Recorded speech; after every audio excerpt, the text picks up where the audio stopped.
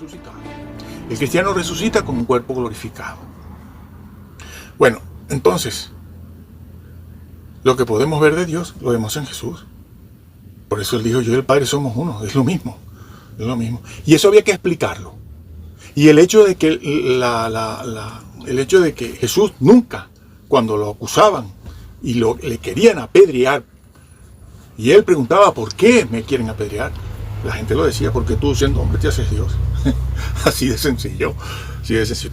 Ellos lo entendieron. ¿Quiénes no lo entienden eso? Los mesiánicos no lo entienden. Los ruselistas no lo entienden. Testigos de Jehová no lo entienden. Los adventistas no lo entienden porque lo hacen un arcángel. Jesús no es un ser con naturaleza humana, deidad, más naturaleza angelical. 3 naturalezas. ¿Eso qué es? Un ser tripartito, con 3 naturalezas. ¿Quién inventó eso? La doctrina oficial. Oficial. Después los que están abajo se excusan entre ellos mismos. Dicen, bueno, yo eso no lo creo. No hables de Miguel. ¿Ah?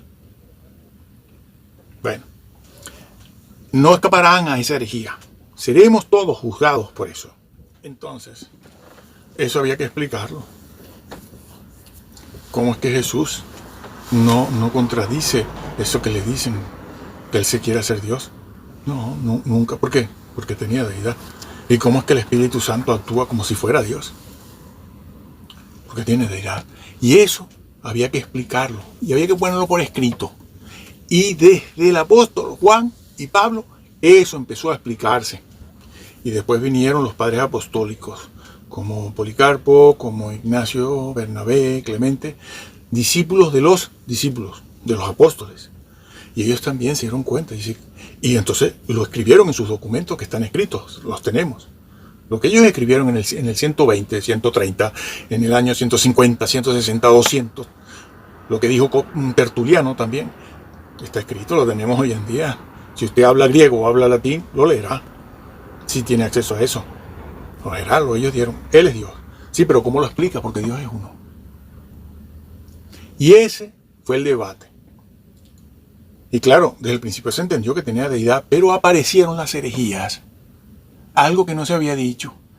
¿Y qué era lo que no se había dicho? Que comenzó a decirse con Arrio, Marción y todos los demás. Comenzaron a decirse que bueno, deidad no tiene. Del todo no. Tiene media parecido a la deidad, decía los semiarrianos y estas cosas, ¿no? Y entonces la iglesia, que sí creía en la deidad, porque esa era una creencia que venía de parte del Señor y los apóstoles, se asombraron y empezaron a combatir eso. Y empezaron las disputas, las luchas, y las peleas, y los debates, y todo lo demás. Entonces lo que hizo Constantino fue, a ver, Ocio de Córdoba, arréglame este asunto de ustedes. Que repito, no quiere decir que Constantino no tenía un parecer, su opinión, pero no fue su opinión la que se impuso allí. Ahora paso al otro punto. ¿Qué fue? Para que ustedes vean la mentira tan grande de todos estos grupos cristianos y mesiánicos. Constantino parece que empezó bien, pero pronto se volvió arriano. Yo voy a abreviar mucho la historia porque aquí estoy hablando y dándoles información. Con el tiempo y por la gente los obispos que rodearon a Constantino se hizo pro-arriano y empezó a favorecer a los arrianos, hasta tal punto que le pidió a ese famoso Aladí de la deidad de Jesús llamado Atanasio, le dice, oye Atanasio, o te callas o te destierro. No quiero que hables más en contra de Arrio, ni me estés hablando de la deidad de Jesús. Ese fue Constantino. No quería saber nada de la deidad de Jesús y favoreció a los arrianos. Ahí está la historia. Es bastante larga, porque medio imperio, eso de que medio imperio se volvió arriano es verdad. Medio imperio, cristiano, se volvió arriano. Claro, los emperadores favorecían a aquellos que negaban la deidad. Entonces, ¿dónde quedan estos señores mesiánicos que dicen que no, que la deidad la creó Constantino? Pero si Constantino perseguía a los que hablaban de la deidad de Jesús. Ocio de Córdoba, el abuelo, el padre de Constantino, bueno, y Diocleciano, lo torturaron. Cuando Ocio de Córdoba fue a Nicea, fue con las marcas, fue con las marcas que le quedaron de las torturas que le hicieron. Sí, señor, las torturas que le hicieron. Y después Arrio y Constantino y su hijo Constancio, si mal no recuerdo, lo amenazaron. O tú te unes a Arrio y niegas, tienes que hacer una declaración negando la deidad de Jesús, o yo te vuelvo a torturar y a desterrar, porque lo que hacían los emperadores era desterrar a Atanasio. Lo desterraron por 20 años. El número total de años que Atanasio estuvo desterrado, más o menos 20 años. Desterrado más de 3-4 veces. Porque cuando Atanasio, que afirmaba la deidad de Jesús, regresaba a su obispado en Alejandría, si Atanasio seguía afirmando y predicando la deidad de Jesús, él era obispo, que llegaba, el emperador llegaba y le decía, desterrado otra vez. Lo desterraban a él, creo que lo desterraron por aquí, por Alemania, el centro de Alemania. A otros los desterraron a Ocio de Córdoba para Serbia, por afirmar la deidad de Jesús, por decir que Jesús es Dios, tiene deidad, tiene la misma sustancia que el Padre. No es que sea el Padre, porque eso nunca se dijo, sino los arrianos, sino que Jesús, el Hijo de Dios, que es una persona distinta a la del Padre, sin embargo, tiene deidad. Una misma sustancia, 3 personas. Un Dios, una sustancia, deidad. Nadie más tiene deidad. No 3 individuos. Individuos somos nosotros. Nosotros tenemos naturaleza humana. Nosotros somos hombres con un carácter, una personalidad. Y somos personas. Pero al mismo tiempo somos un individuo. Un individuo, ¿por qué individuo? Individual. Un individuo es diferente al otro. En la deidad no hay individualidad. ¿No lo entienden? Se los estoy poniendo fácil. En Dios no hay individuos distintos. Nosotros los humanos somos, cada ser humano es un individuo, porque somos todititos distintos. En Dios no hay individuos. Hay un solo ser. Por eso, cuando se habla, por ejemplo, de la resurrección de Cristo, un versículo dice que Jesús se resucitó a sí mismo. Otro versículo dice que el Espíritu Santo lo resucitó. Y otro versículo dice que el Padre lo resucitó. Bueno, pero ¿quién lo resucitó? Los 3. ¿Por qué? Porque la deidad siempre actúa conjuntamente, interpenetrados los 3. Eso está en la Biblia. Pero hay que estudiar, amigos. Y ustedes se dejan engañar todos. Todos. Tengan cuidado con estos doctores. Los de antes, los de hace 80, 100 años se les podía escuchar un poco, pero estos de ahora, cuando el doctorado es tan fácil de conseguir y que presumen de ello, son una pila de ignorantes. Perdónenme, pero lo que estoy diciendo es fácilmente comprobable. Entonces, vuelvo a lo mismo, el ejemplo más sencillo, que por sencillo y simplón se entiende, la resurrección de Jesús. Ay, el Espíritu Santo le resucitó. Aquel versículo que dice que si el Espíritu de Dios que resucitó a Jesús mora en nosotros, a nosotros también resucitaremos. Sí, pero hay otro versículo que dice que Jesús mismo se resucitó. Él tomó su vida. Y después hay otro que dice que el Padre... Ay, pero aquí de los 3 la Biblia se contradice. No se contradice. Es un ser que está actuando. Y esas 3 personas, no 3 individuos, 3 personas que tienen la misma sustancia, actúan siempre interpenetrados los 3. En la vida de Jesús, cuando crecía, eso se ve ahí también. Todo eso había que explicarlo y había que formularlo. Y esos fueron los debates. Y como nacieron estos herejes que negaban la deidad, pues entonces nació una lucha. Y no vean ustedes lo que pensó la Iglesia Católica, la ortodoxa, la que creía en la deidad de Jesús, lo que creían de los arrianos, de los actuales ruselistas. Bueno, tenían una opinión horrible. No se reunían, no se consideraban hermanos, consideraban a los arrianos, a los unicistas, a los modalistas, como hijos del propio diablo.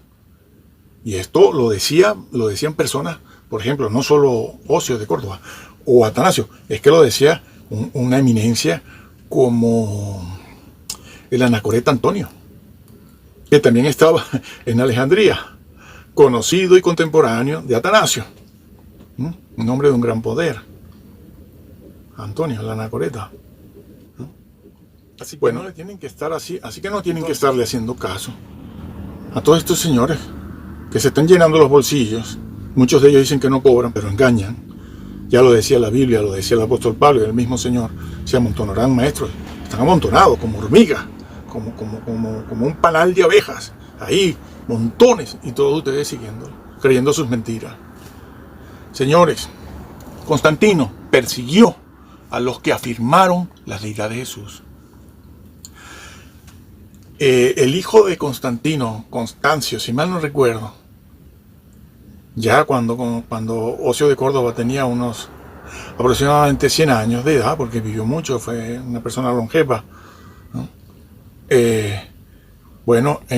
Convocó un concilio. Se convocó un concilio para aclarar todos estos temas, el donatismo, etcétera, de Sirmio, en Serbia.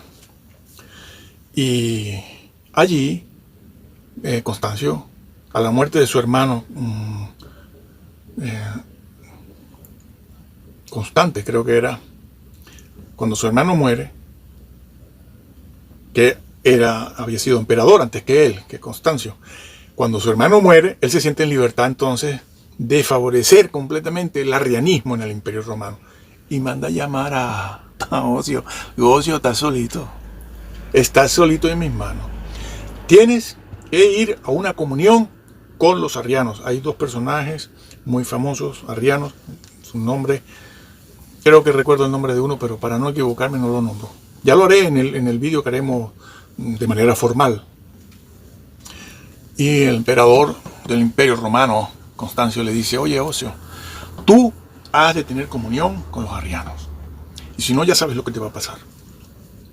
Y la respuesta de Ocio de Córdoba, maravillosa, le dijo: mira, tú, bueno, ya lo dije antes, tú has sido puesto por Dios para que te encargues de la autoridad civil, política, tu ejército, y no te es dado intervenir en los asuntos eclesiales y espirituales. A la iglesia, a su vez, no les da la potestad terrenal. Así lo dijo. Para que estos creyentes modernos, de corte a veces calvinista, que quieren gobernar el mundo políticamente. Y Ocio le dijo ya en aquel momento, en el 325, bueno, después, justo en el 357 o 56, cuando casi muere, porque va a morir pronto Ocio de Córdoba, le dijo, a la iglesia no les da la potestad terrenal, sino la espiritual, y tú no te tienes que meter en estos asuntos. No hay que esperar al siglo XVI, siglo XV, ni a 1800 y tantos, a la Constitución norteamericana, a los anabautistas, en contra de la reforma, para ver la separación entre Estado e Iglesia. No, señor, Ocio de Córdoba, ese españolito ya lo dijo. Le dan el mérito, por favor. Le dan el mérito. Ese españolito lo dijo. Allá, en ese momento, él dijo: separación entre Estado e Iglesia. Entonces, ¿para qué los mesiánicos dicen que no? Que eso es falso, que la iglesia se volvió política y Constantino era el papa y toda una serie de tonterías que también dicen los evangélicos. No, señor. Ocio, mientras Ocio vivió y murió en el 356 o 57, él lo dejó claro. El imperio está allí, la iglesia está allá, cada quien está separado. Separación, sí, señor. No hay que esperar al siglo XV, ni XIV, ni XVI, ni al siglo XIX, XVIII, ni XX. Estaba en la Biblia. Y los padres de la iglesia, no los antiguos estos del siglo XVI, como creen estos. No, los verdaderos padres de la iglesia, que son los del siglo I, II, III y IV, ya lo habían dicho. Separación. Luego pasaría lo que pasó. La corrupción en la iglesia católica aumentó. Pero sépase que lo que nosotros creemos de Jesús hoy lo dijeron ellos, lo escribieron ellos, lo promulgaron ellos y lo han conservado ellos. Nosotros lo que hemos hecho es creer. Eso está, yo no soy romano, ni soy jesuita como siempre me acusan, pero conozco la historia y la verdad y la he de decir. Porque la mentira lo único que puede originar es engaño y violencia. Y entonces,